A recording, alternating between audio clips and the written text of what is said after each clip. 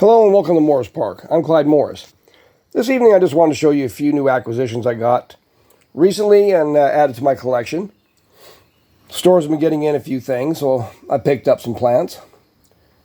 This is a Austrocylindropuntia subulata cristata, the crested form of the eaves pin, if you want to call it that. Pretty nice plant.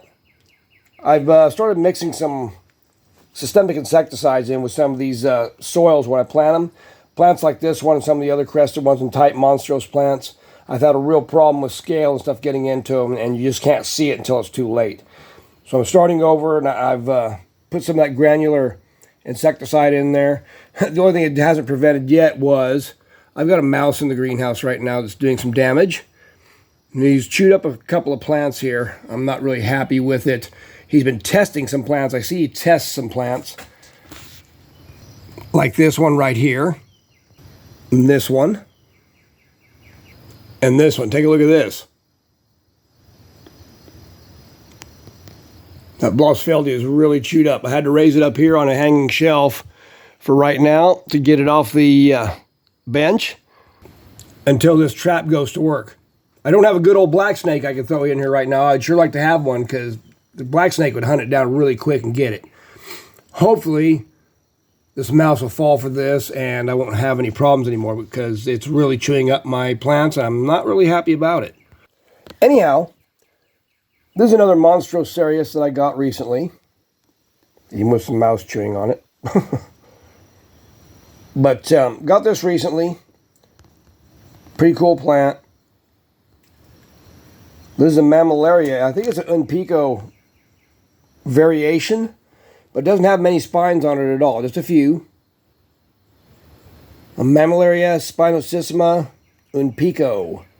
But as you see, it's minus a lot of its spines. It isn't as spiny as, say, this one right here. This one's quite a bit spinier, and I don't see any of the loss of spines like that one, kind of going enormous, if you will. So yeah, pretty cool plant. It's got kind of a weird bend to it. That's kind of why I liked it, actually. Just had kind of a weird shape to it. Kind of like that. And back here, we have another Monstrosarius. Pretty neat one. I like the way it just kind of piles up those branches right along the ribs. The margins of the ribs. Pretty cool.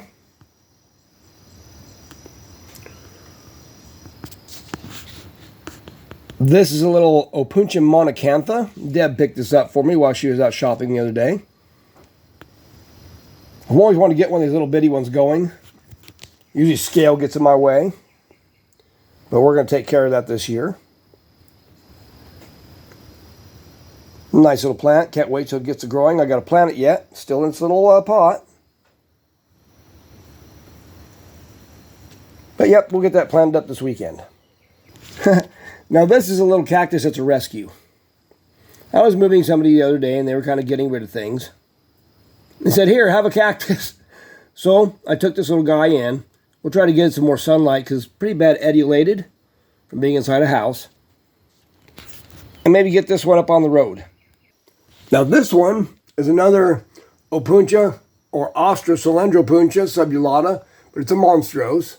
These are quite common. They see, they just kind of pile up on each other. And I saw this at a junk fest they had. It's called TC's Junk Fest. Let me get this choy out of the way. TC's Junk Fest, and they sell all kinds of stuff there. People sell their secondhand items, crafts, plants. Yeah, funny pot too with it. It all came with it. The only thing about this plant is I had to repot it, because the soil they put it in was like absolute mud. And the pot itself didn't happen to have a hole in it. So they watered it up with this mud in there. And the mud was so packed in there, I literally had to really dig it out. And it was wet. Almost like a big tub of clay. So I got this plant out. You can see the original soil that it had been planted in, which is a normal cactus soil. And I probably saved its life because, boy, I'll tell you what, that stuff was like garden soil. It was just so thick and hard. and wet for that matter. It really was a bad soil for it. But I've got it in the right soil now. Got some good top dressing in there on it now too. Pretty nice plant. I was really impressed with how healthy it was. I think they were just recently planted. Now down here, I've got an Slendropuntia perrii cristata. I found this the other day. We were out shopping. And boy, oh boy, you want to talk about wicked. This plant is full of tiny glow kids that you just get near them and it seems like they just pop out on you. I was just carrying this plant to the greenhouse, getting ready to repot it, and I didn't think I'd even touched it. But, oh boy, I had probably 20 glow kid spines on my finger when I looked at it. And then looked over, and my other hand had them too. Just don't know how. This plant is very, very spiny. If you ever come across it, be very careful while handling it. I'm usually a guy that handles things all with bare hands. And without even trying, I got fingers full of this. But the plant is just so cool. I really like it. I like the feltiness of the crests on the top. Right there at the apex. Really fuzzy, felty. Pretty cool plant. Really like it. Can't wait till it gets bigger. Now, at the same place, at that TC's Junk Fest, same stand, I found this bigger Opuntia monacantha. It's a lot larger than I usually see them. Usually you see the smaller ones, like I got in a small pot there. But you don't see them this big usually. And it's the monstrose form. As you can see, there's just branches coming out everywhere. It'll look really cool when it grows out. I'm trying to get it some more sunlight because I'm sure it's been in less than adequate light. The same thing with this one. The soil was just so hard and muddy. This plant would have been dead in no time. Dug it out, gave it some really good cactus soil, and now it's on the road to being a good plant.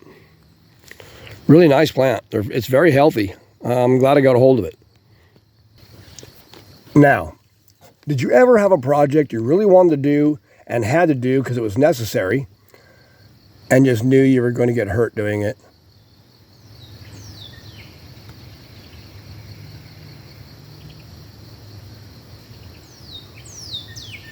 Yeah.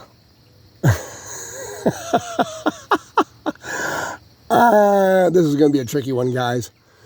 You're just going to have to tune in this weekend and watch me do this. Boy, it's going to be like tangling with a wildcat.